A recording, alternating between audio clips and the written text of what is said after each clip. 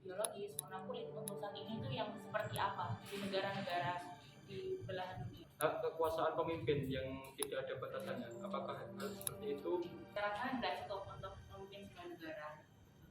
Ya. Terindikasi bahwa melakukan regaki. Mulai luntur atau mungkin remaja saat ini kurang mengenal dan mengetahui nilai-nilai dan kepercayaan di Indonesia kita kan harus percaya adanya Tuhan. Yeah. Nah, apabila ada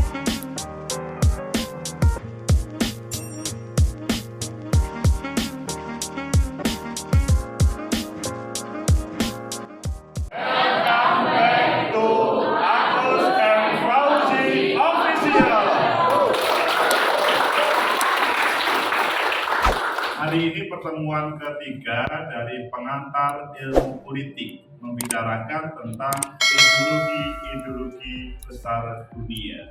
Apakah teman-teman siap untuk berdiskusi, menerima materi, dan memberikan pendapat? Siap.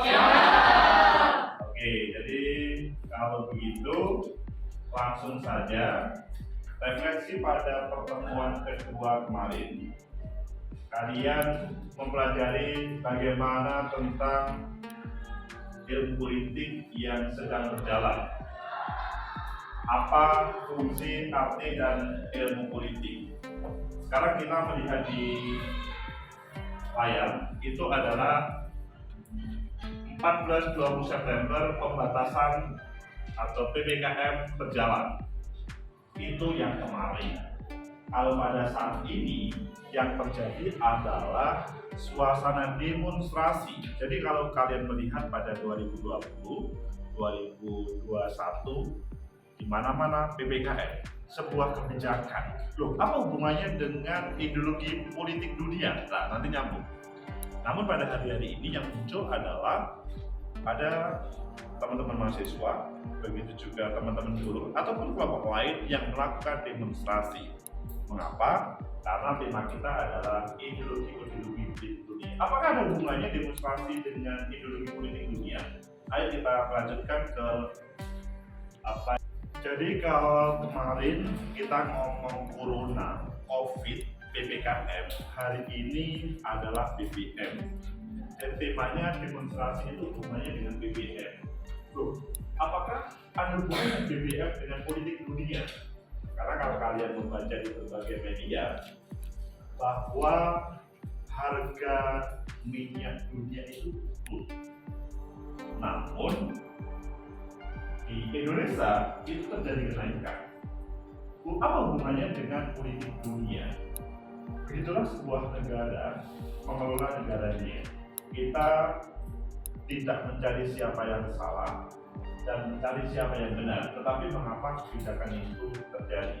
Selanjutnya kita lihat, ini adalah politik dunia setelah corona, dalam artian bahwa suasananya ya masing-masing kelihatannya kan sudah oke. Proses belajar mengajar begini sudah mulai oke. Bekerja pun tidak semuanya dari rumah. Begitu juga terkait dengan di Indonesia, salah satunya demonstrasi pun mulai muncul. Salah satunya adalah tema BBM tersebut. Lanjut kita lihat. Kalian bisa melihat sebuah gambar bendera yang mungkin kalian tidak setuju. Mungkin karena mengapa tidak setuju? Ya karena kalian orang Indonesia. Partai Komunis itu adalah partai yang kalau berbicara di Indonesia itu dilarang. Jadi kalian perlu membedakan ya, ideologi politik dunia salah satunya komunis. Kalau komunis itu bagi kalian mungkin merupakan hal yang perlu dipelajari, tetapi untuk dipraktekkan tidak boleh. Mengapa? Karena di dalam regulasi yang ada di Indonesia, Partai Komunis semenjak ada sebuah gerakan kudeta dahulu itu tidak boleh ikut. Namun kalian tetap diperbolehkan untuk belajar. Belajar bukan untuk dipraktekkan, tetapi belajar untuk mengapa sih terjadi seperti ini. Meskipun di dalam hubungan Indonesia dengan berbagai negara-negara yang mempunyai ideologi komunis, Indonesia tetap bisa berjalan. Kemudian kita lihat selanjutnya ini, kalian lihat liberalisme, konservatisme, sosialisme dan komunisme dan fasisme. Ini yang akan kita tampilkan. Jadi kalian bisa melihat bagaimana berbagai ideologi ini sedang bekerja, berjalan untuk semua negara yang ada di dunia. Kalian yang ada di rumah, yang juga menonton video ini, seakan-akan mengikuti kelas ini, pasti juga mempunyai pengetahuan bagaimana liberalisme jalan, komunisme, sosialisme, dan selanjutnya. Dan bagaimana negara kita? Tentunya negara kita mempunyai ideologi yang tersendiri. Kalian paham ideologi Pancasila yang tidak seperti ditampilkan ideologi dunia ini. Dan kita paham bahwa kalau liberal itu adalah kelompok yang sangat bebas, kebebasan di sana, individu yang ditampilkan.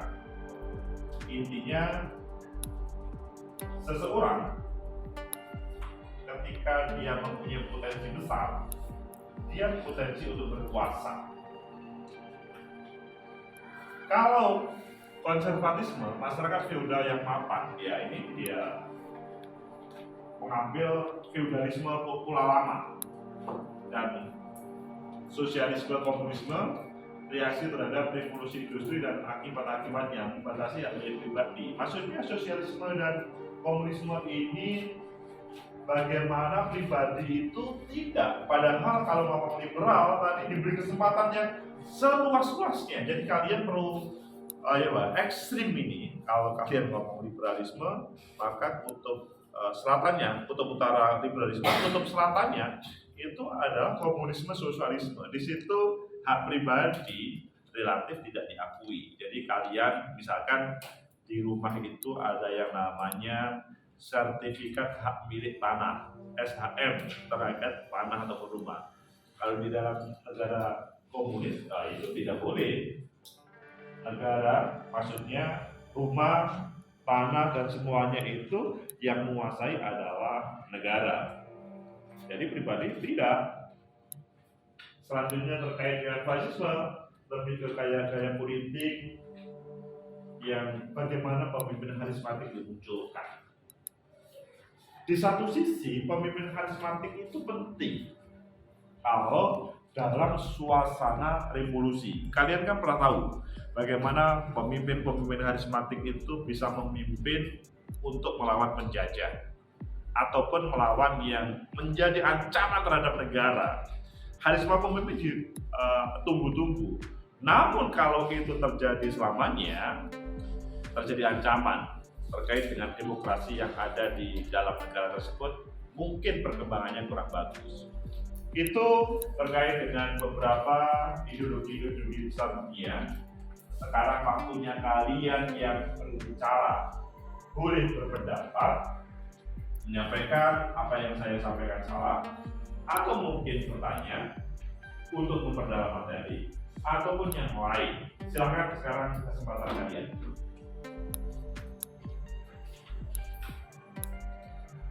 Jadi kalian bisa menampilkan banyak contoh negara-negara, apakah contoh perang yang terjadi di Rusia.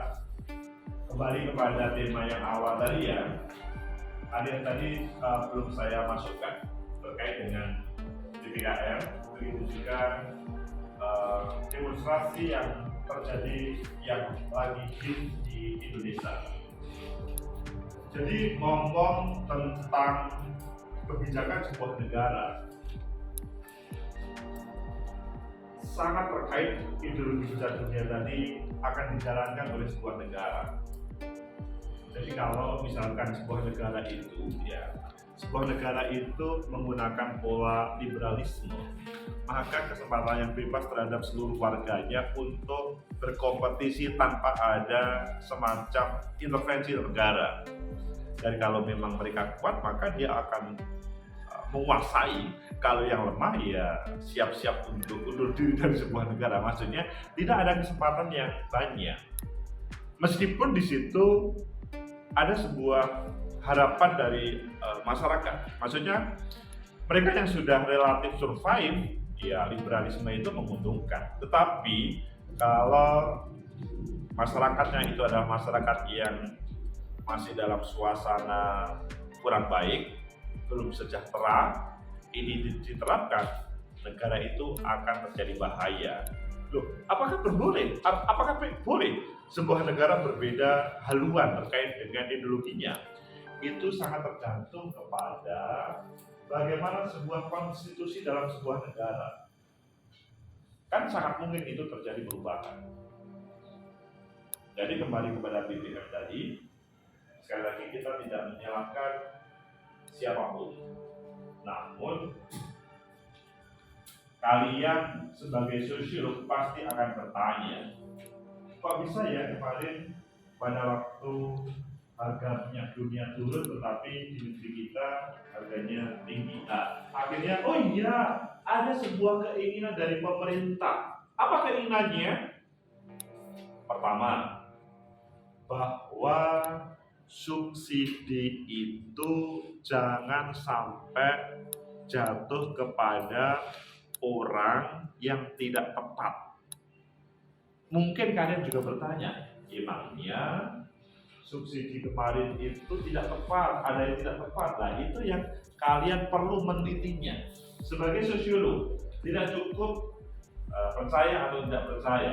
Karena 10 tahun lagi, 5 tahun lagi, maksimal 15 tahun lagi, kalian adalah yang menggantikan para pemimpin di negeri ini. Jadi kalau kalian tidak bisa mendapatkan sebuah data yang bisa dianalisis, maka agak sulit negeri ini berkembang. Sehingga pada kesempatan ini kalian boleh demonstrasi, namun harus ada alasannya. Alasannya adalah yang sangat rasional. Kalau kalian tidak punya alasan, ya jangan demonstrasi. Kalau kalian bisa menyampaikan aspirasi tanpa demonstrasi juga tidak harus demonstrasi. Demonstrasi itu sebuah alat bagaimana mengkomunikasikan rakyat kepada para pemimpinnya. Kalau semuanya sudah selesai tanpa demonstrasi, maka oke. Kembali kepada tadi, keinginan bagaimana subsidi BBM tidak turun, tidak jatuh kepada orang yang tidak tepat. Kemudian yang kedua, mungkin kalian juga bertanya-tanya, benarkah masyarakat butuh BLT? Itu mungkin negara sudah membuat survei sehingga kemudian turunlah sekarang BLT 600.000 terhadap orang-orang yang dalam bahasanya membutuhkan terkait dengan silang dari subsidi BBM tersebut. Dan selanjutnya, ada yang bertanya terkait dengan ideologi besar dunia? Tema kita adalah ideologi politik dunia. Yang kalau ngomong BBM itu tema hanya salah satu tema, kita nanti bisa ngomong juga terkait 9 bahan pokok atau bagaimana menjadi warga negara yang baik, ataupun kebebasan kalian berekspresi di hadapan publik ataupun lainnya.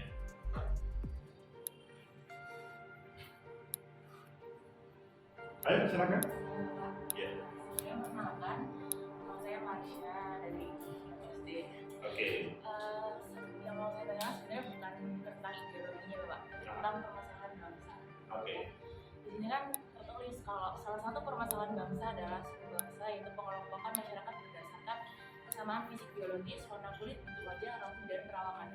Sedangkan yang saya lihat saat ini, contohnya di negara maju seperti Amerika, itu kan sudah sangat sensitif terkait kasus rasisme, terus juga HAM itu sudah mulai sangat diangkat.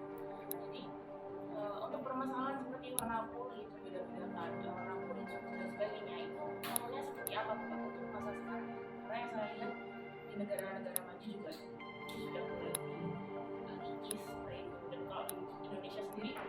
masih ada tapi tidak terlalu mencolok atau tidak terlalu yang sampai menunjukkan sebuah masalah tersebut. Jadi intinya yang ditanyakan Contohnya permasalahan pengelompokan berdasarkan biologis, warna kulit untuk saat ini itu yang seperti apa di negara-negara di belahan dunia. Terima kasih. Oke. Terima kasih Marsa. Jadi Marsa ngomong suku bangsa, ethnic group itu adalah sebuah penjelasan dari mata kuliah pengantar ilmu politik pertemuan ketiga ini, bahwa itu terjadi. Kalau kita melihat berdasarkan biologis, warna kulit, bentuk wajah, rambut, dan perwakawakan, itu pasti terjadi. Menjadi dasar sebuah negara terbentuk. Kalau dalam bahasa lebih besar itu adalah kalian suku bangsa apa sih? Kalau kalian rambutnya itu agak putih merah-merah dan kulitnya sangat putih, saya warga negara Indonesia. Mungkin sebagian nggak percaya, mosok sih warga negara Indonesia seperti itu, kan begitu. Namun di dalam setiap negara itu pasti ada konstitusi yang melindunginya. Seperti apa sih seorang warga negara bisa menjadi warga negara? Apakah kalian yang mempunyai asli dari taruhlah etnik apa Spanyol itu apa misalkan, maka apakah bisa menjadi warga negara Indonesia? Atau kalian yang aslinya itu orang tuanya itu adalah dari misalkan Saudi, apa bisa menjadi warga negara? Yang pasti setiap negara mempunyai konstitusi, dan di dalam negara Indonesia ketika mereka sudah menjadi warga negara Indonesia, it's okay. Mungkin dalam hal menjadi calon presiden baru bermasalah, karena sebagai calon presiden wajib warga negara asli supaya tidak ada bla bla bla bla bla. Yang pasti pada waktu pembuatan undang-undang itu legislatif sudah mempunyai semacam kebijakan mengapa itu terjadi. Jadi berbagai warna kulit ataupun rambut itu hanya sebuah identitas etnik group dimunculkan. Bagaimana hubungannya dengan ideologi besar dunia? Ideologi besar dunia itu tidak memandang etnik group itu. Kita itu hanya ngomong tentang pengelompokan. Kalau etnik terkait dengan ideologi itu adalah bagaimana negara mengambil sebuah ideologi yang tepat untuk mengelola negaranya, sehingga pengelolaan masyarakat itu bukan menjajah tetapi mensejahterakan masyarakat. Endingnya nanti adalah kesejahteraan hadir, semua bisa menikmati kehidupan tersebut. Begitu mas saya. Oke? Sama-sama. Ada yang lain?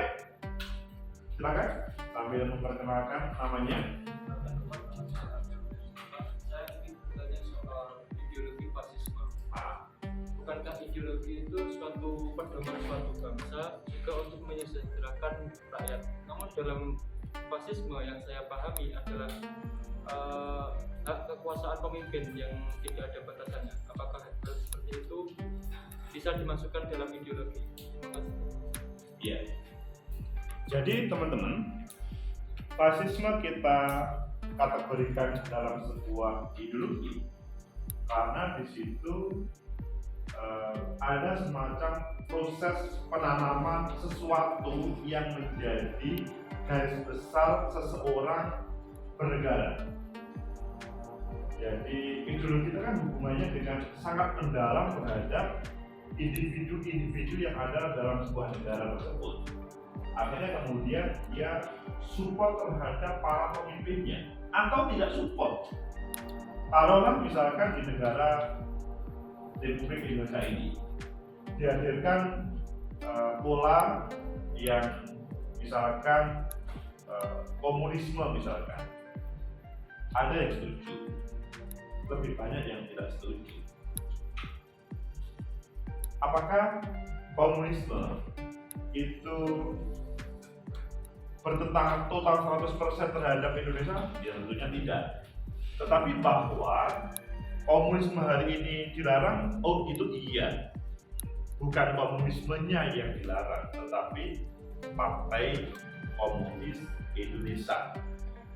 Komunisme sebuah ideologi besar, tetap dihargai, tetapi tidak boleh dipraktekkan, hanya sebatas pengetahuan. Adapun tentang fasisme, jadi fasisme itu bagaimana pengelolaan negara, semuanya itu hampir juga seperti komunis. Dia bagaimana menampilkan sosok figur, tokoh, itu adalah segala-galanya.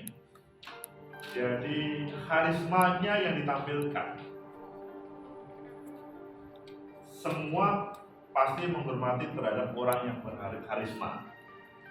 Namun dalam pembangunan demokrasi, hal itu sedikit banyak mengganggu menurut masyarakat negara yang tidak setuju. Jadi apa ya, ideologi besar dunia ini semuanya ada plus minusnya. Tidak ada 100% yang paling bagus, sehingga kalau kita ngomong dunia, ngomong negara-negara itu bisa suatu saat berubah tentang ideologi terkait dengan siapa yang memimpin. Kalau dalam bahasa lebih teknis itu, bagaimana negara itu berubah, itu juga tergantung kepada pemimpinnya. Pemimpinnya itu bagaimana? Kalau sebelum ideologi, maka bagaimana visi, misi, dan program yang akan dihadirkan oleh pemimpin, sehingga pada waktu proses pemilihan presiden pada waktu itu terpilih. Jadi temanya itu agak lebih teknis. Namun berbicara ideologi itu lebih besar lagi, yang sifatnya adalah bagaimana tokoh yang ditokohkan berkarisma itu kemudian hadir. Begitu, bisa diterima. Ada yang lain yang ditanyakan? Ya, ya silakan.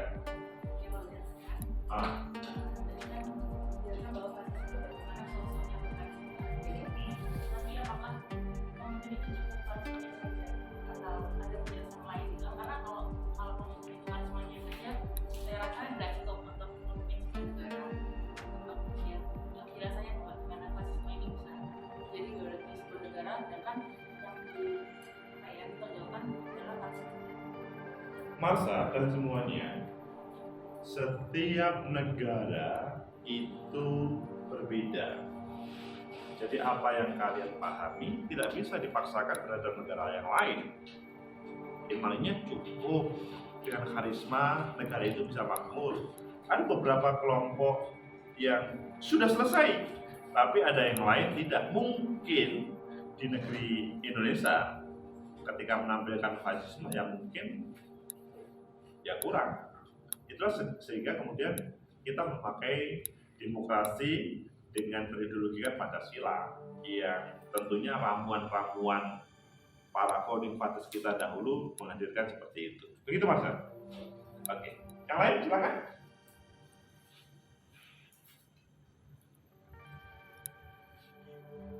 Oke, silakan.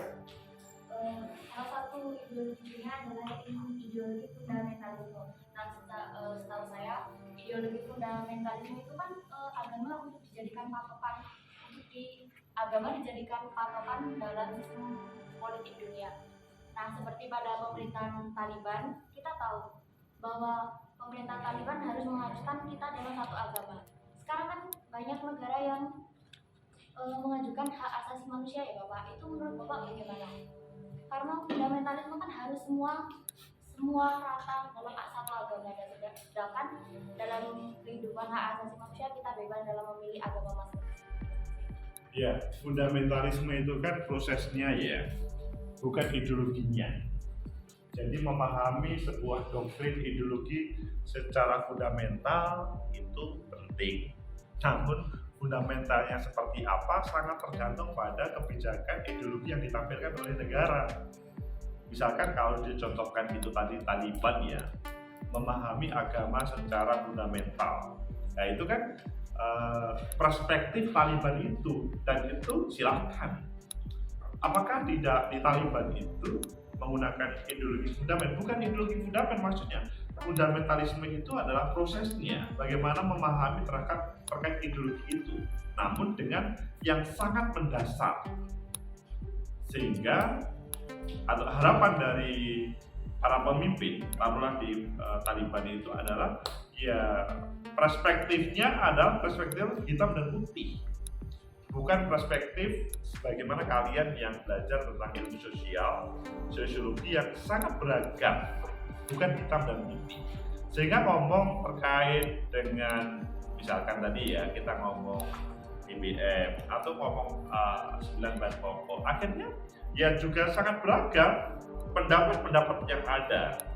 Namun kelemahannya kalau ngomong negara yang menampilkan bagaimana proses fundamentalisme itu ditampilkan, maka adanya hitam dan putih, dan kalau tidak ikut maka ya salah. Jadi begitu ya. Jadi itu bukan sebuah ideologi. Kalau kalian lihat ya ini adalah ideologi dunia yang kalian bisa membandingkan antara satu dengan lainnya. Silakan lain. Kalau masih ada, silakan. Ini menarik. Untuk terkait oligarki, Pak. Oligarki ya. Ya. Oligarki kan adalah struktur kekuasaan di mana kekuasaan berada di tangan segelintir orang. Terkait itu apakah negara Indonesia ini terindikasi bahwa melakukan oligarki? Oke, oligarki itu bukan ideologi, ya. Oligarki itu adalah bagaimana sekelompok orang itu menguasai pelaksanaan praktek ideologi yang ada, dan itu membahayakan terhadap sebuah negara.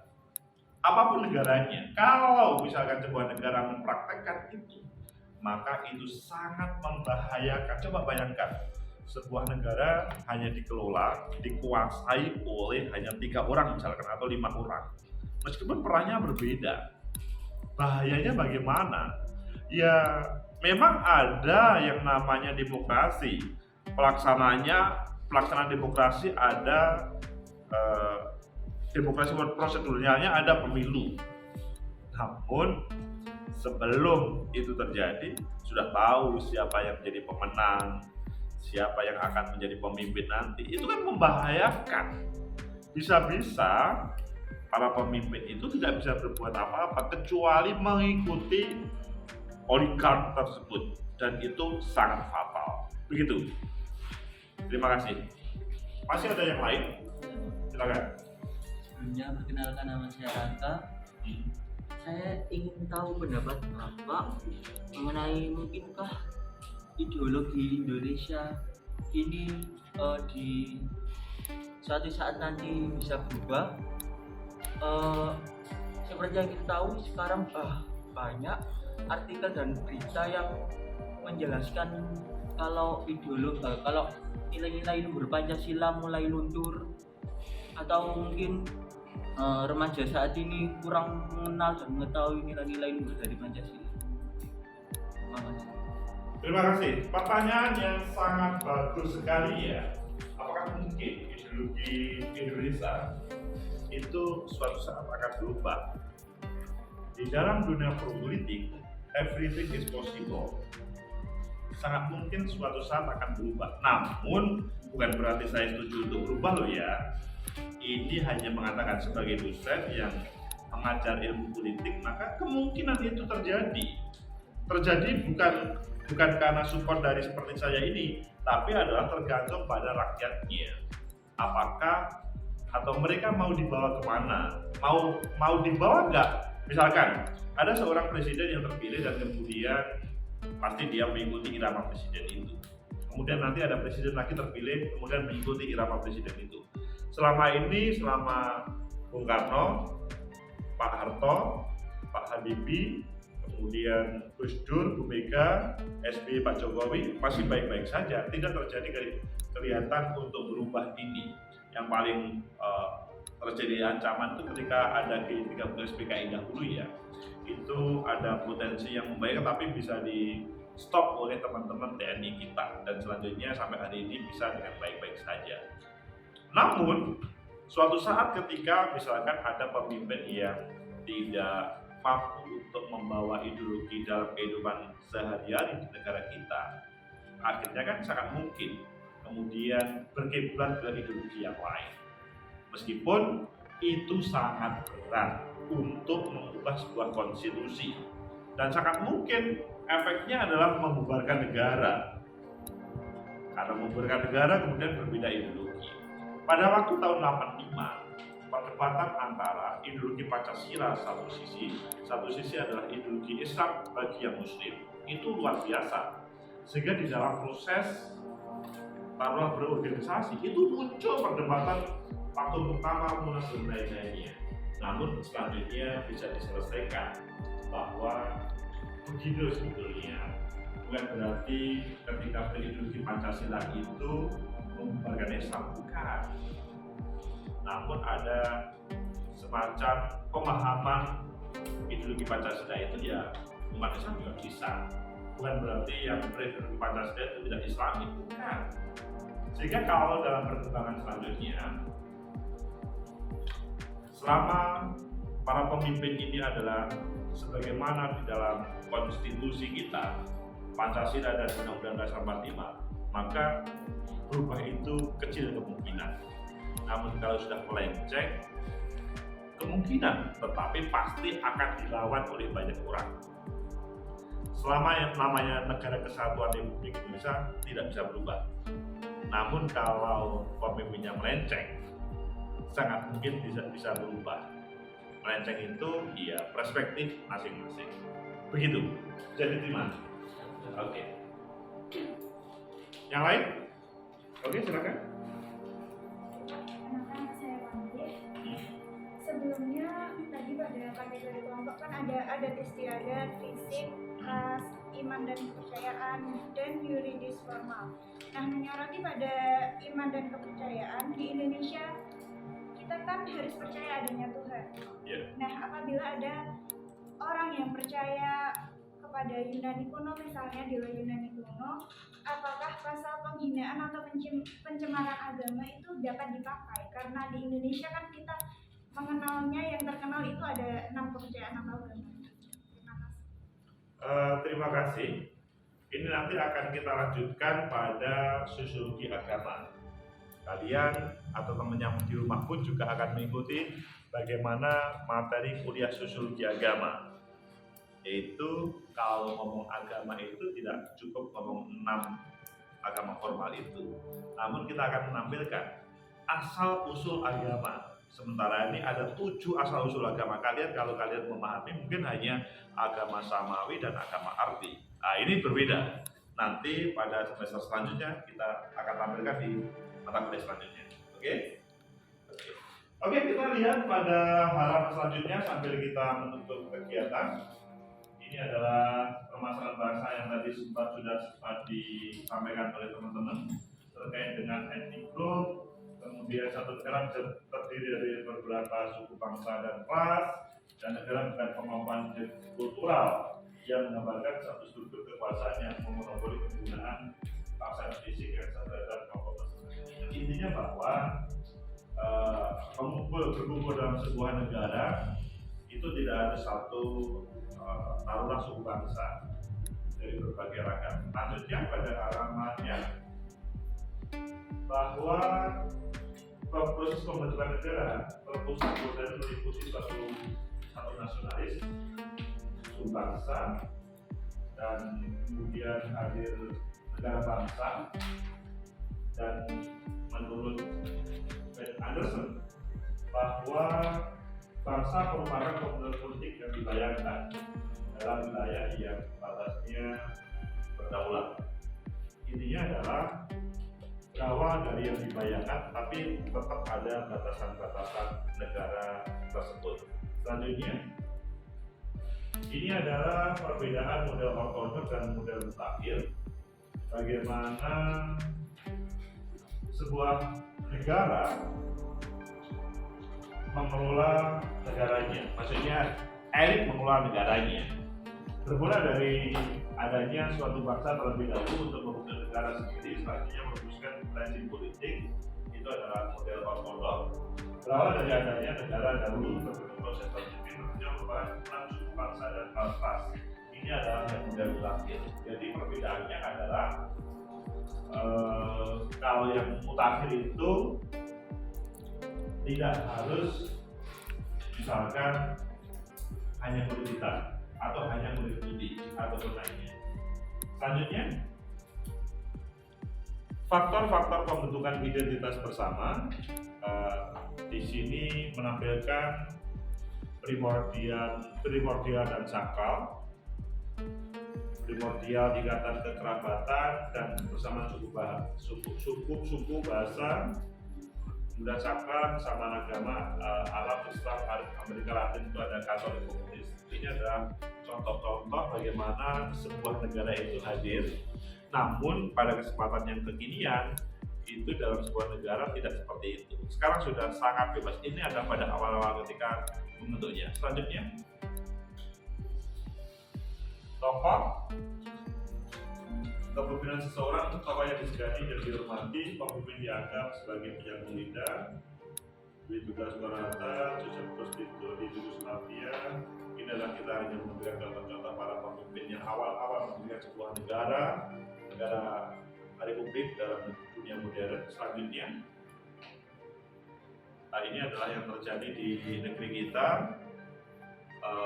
Unity in diversity. Kita itu bersatu dalam perbedaan. Kita sepakat berbeda. Jadi kalau di negeri kita itu sudah mulai awal memang kita sepakat untuk berbeda.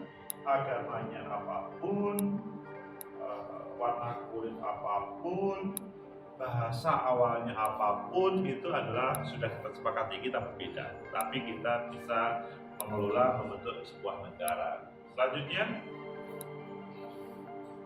ini perkembangan ekonomi kepada masyarakat di Indonesia seperti Eropa Barat, Amerika Utara terkait dengan ketergantungan kepada yang lain. Selanjutnya, kita melihat ideologi nasional yang tadi sempat kita sudah bahas sebagai mempunyai fungsi menjadi tujuan dan cita-cita yang tidak dicapai dan sebagai pemersatu bangsa. Next. Negara sistem demokrasi dan konsensus. Negara jika dilihat dari masyarakat, negara merupakan hubungan sosial yang dominatif. Negara di mana mempunyai kewenangan yang sah. Negara merupakan hubungan dominasi yang mewakili masyarakat. Konsensus dari semua pihak.